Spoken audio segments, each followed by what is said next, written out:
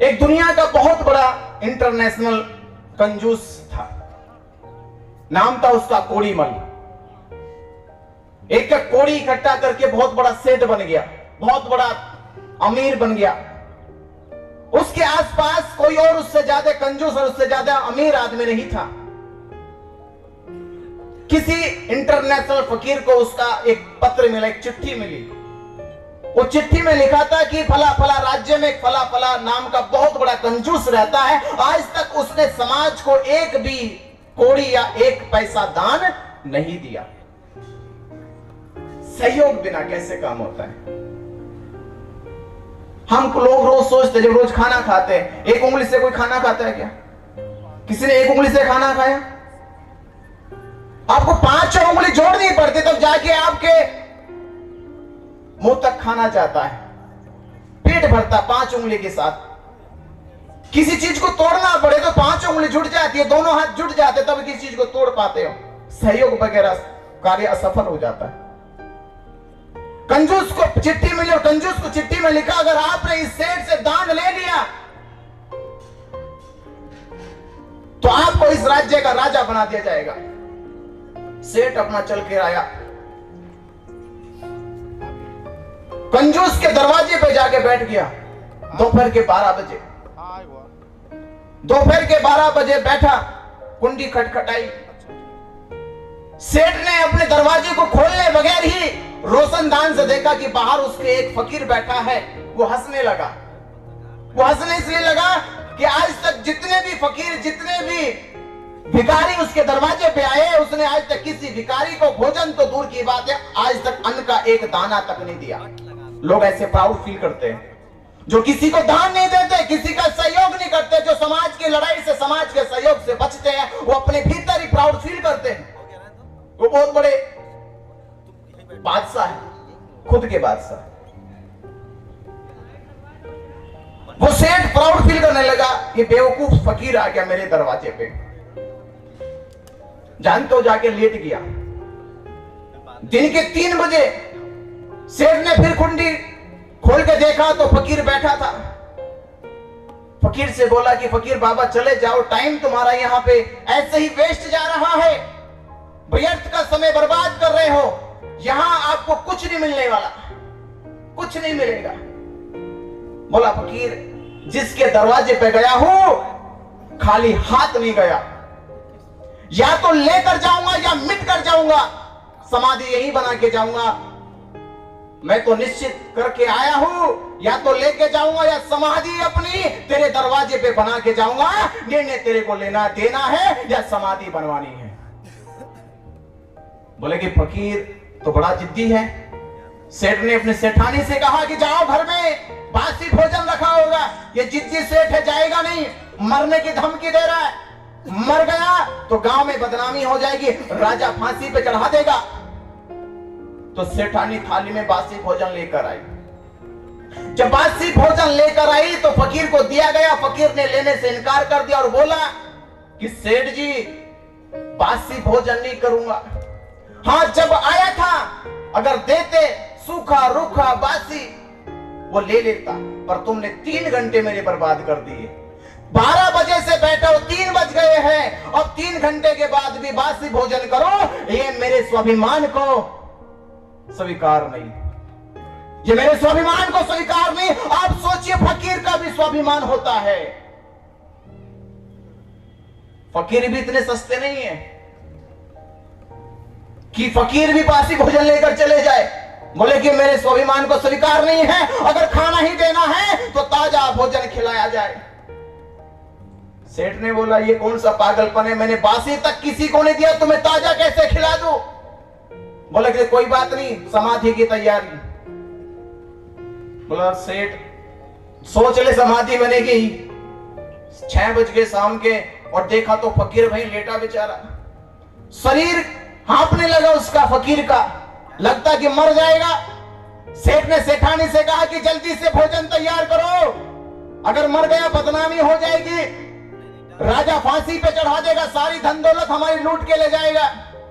ताजा भोजन बनाया गया और ताजा भोजन बनाया गया फकीर को खिलाने के लिए। जब दिया गया तो फकीर ने कहा, यह भोजन अब मेरे किसी काम का नहीं, 3 घंटे और लेट हो गए,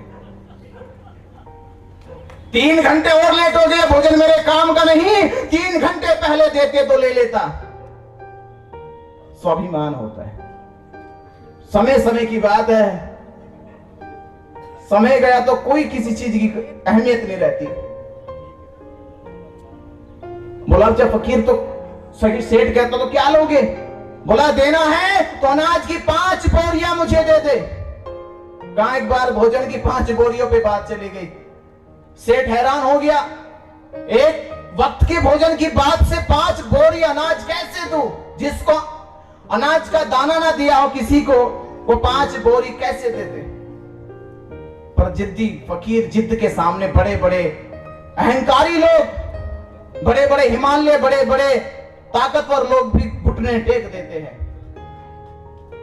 ये संकल्प की बात होती है, उसकी निडरता की बात होती है, उसके स्वाभिमान की बात होती है, या जिद की बात होती है। फकीर लेट गया ऐसे रात के 9 बजे। जब रात के 9 बजे तो मुंह से आवाज आई कि अंतिम सांस चल रही है, अंतिम मौका अब जा। सबके जीवन में एक अंतिम मौका है, अंतिम अवसर है। मैं अंतिम अवसर की बताऊंगा बुद्ध की कहानी कि अंतिम अवसर सभी के जीवन में आता है। फकीर ने कहा सेठ से कि अंतिम मौका मिला, इस अंतिम मौके को चूक गया तो समझना मेरी समाधि बनेगी और तेरी बर्बादी का दौर शुरू। जानते हो फकीर वो सेठ भागा भागा आया, सेठानी को कहा, सेठानी ने घर के नौकर से कहा, नौकर को कहा कि जाओ अनाज की 5 बोरी निकालो, इस फकीर को तो यहां से भगाओ। जानते जब 5 बोरी अनाज दिया गया, अंतिम सांस चल रही थी, अंतिम सांस चलते समय भी फकीर ने हाथ हिलाया, ये 5 बोरी लेने का भी समय निकल गया। अंतिम सांस। मैं आपको एहसास करा रहा, व्यक्ति के बदलने का, व्यक्ति का स्वाभिमान, अंतिम सांस भी चल जाए, स्वाभिमान नहीं गिरना चाहिए, जमीर नहीं गिरना चाहिए। जहां शहीद उधम सिंह की बात कर रहे, शहीद उधम सिंह उस जगह जरा अंतिम सांस, फिक्र भी नहीं है कि तुम्हें गोली लगेगी, मारना दूसरी बात है, पहले गोली सीने पे लगेगी। पर स्वाभिमान की लड़ाई पीछे नहीं हट सकते। अंतिम सांस रह गई, फकीर ने 5 बोरी अनाज लेने से मना कर दिया और ये कहा बस अंतिम सांस है, मर जाऊंगा। तो जानते हो सेठ ने घुटने टेके, हाथ जोड़े, बोला कि बाबा चाहिए क्या तुम्हें? बोला चाहिए ये अपने गांव में 2 कुएं खुदवा दो। कितने? 2 कुएं खुदवा दो। तो जानते हो सेठ कहता हाथ जोड़ के, बाबा बस 2 ही खुद जाएंगे, 1 मिनट की देरी नहीं करूंगा। अगर 2 को मैंने नकार दिया तो 10 बोल देगा, हो सकता है नहर ना खुदवा दे। अभी तो कुएं की बात चल रही है। मजदूर लगवा दिए सेठ ने जाके, 2 कुएं खुद के तैयार, दोनों कुओं की बाउंड्री, पानी निकल के आ गया।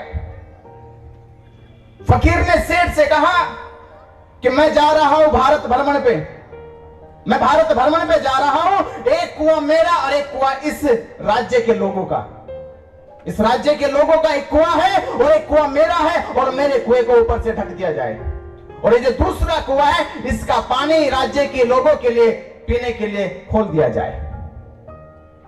राज्य के किसी व्यक्ति को पानी पीने के लिए इनकार मत करना, और मेरे कुएं की 1 बूंद निकल ना जाए।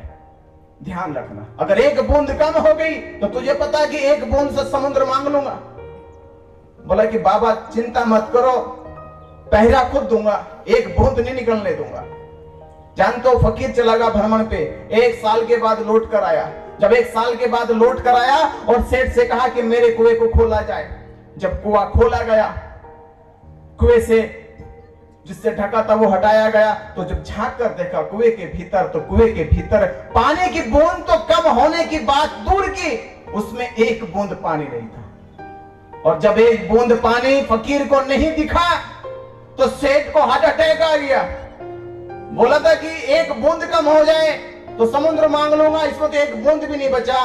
सेठ को हार्ट अटैक आया, पैर पकड़ लिए, फकीर के बोला बाबा मेरी कोई गलती नहीं है, पूरा समाज से पूछ लो, पूरे गांव से पूछ लो, इसमें से किसी ने 1 बूंद पानी नहीं निकाला। हाँ जो ये दूसरा कुआं है सभी लोग इसी से पीते थे।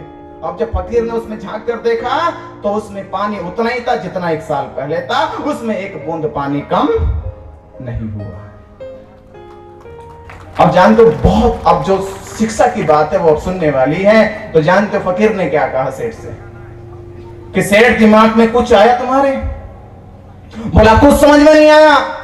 आपके समझ में आया? कुछ भी आया कुछ समझ में? अगर आ गया तो समझ लो अंतिम बात। तो सेठ को फकीर कहता है कि सेठ समझ में बात आई, तो सेठ कहता अभी समझ में नहीं आई। तो फकीर ने कहा कि जिस कुएं की बूंद किसी के काम नहीं आई, जिस कुएं की पानी की बूंद किसी के काम नहीं आई, वह पानी किसी भी काम का नहीं, वो सूख गया। वो किसी के काम का नहीं बचा, सूख गया। और जो पानी सभी के काम का था, सभी पीते थे, सभी उससे अपने घर के काम करते थे, भोजन बनाते थे, उस कुएं की बूंद पानी कम नहीं हुई। देने वाले का मान, देने वाले का सम्मान, देने वाला का यश, देने वाले की प्रतिष्ठा, देने वाले की प्रसिद्धि कभी कम हुआ नहीं करती।